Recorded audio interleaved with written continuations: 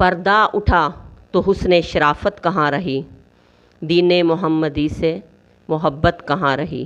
افسوس تم نے کھو دیا اپنے وقار کو، دنیا اور دین میں پھر عزت کہاں رہی۔ افسوس پردہ پڑ گیا مردوں کی عقل پر، بے پردہ عورتیں ہوئی غیرت کہاں رہی۔ انسان جب سے وجود میں آیا تو اسے ذلیل و رسوا کرنے اور ہر میدان میں اسے شکست سے دوچار کرنے کے لیے ابلیس نے ہر حربہ آزمایا۔ اس نے خالق کائنات کے سامنے قسم کھائی تھی کہ میں بنی آدم کو رسوا کرنے کا کوئی موقع ہاتھ سے نہیں جانے دوں گا، اور اس نے کہا تھا کہ اے رب العزت، جس کی خاطر میں رسوا ہوا اور جہنمی بنا، اسے بھی ضرور جہنم میں داخل کراؤں گا۔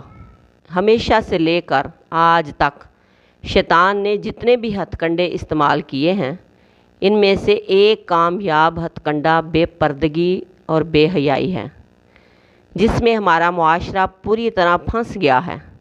اس لعنت کو شیطان نے اتنا بنا سنوار کر رکھا کہ اس گندگی کے جراثیم سے بہت سے گھرانے متاثر ہونے لگے۔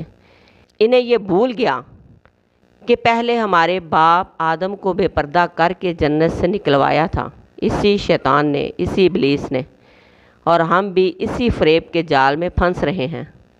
حضور صلی اللہ علیہ وآلہ وسلم نے ارشاد فرمایا کہ عورت سب سے زیادہ خدا کی رحمت کے قریب اس وقت ہوتی ہے جب وہ گھر کے اندر ہوتی ہے، اور جب وہ گھر سے باہر نکلتی ہے تو شیطان اس کو تاکتا رہتا ہے اور کوشش کرتا ہے کہ اس کا حسن و جمال لوگوں کو دکھا کر فتنہ پیدا کرے۔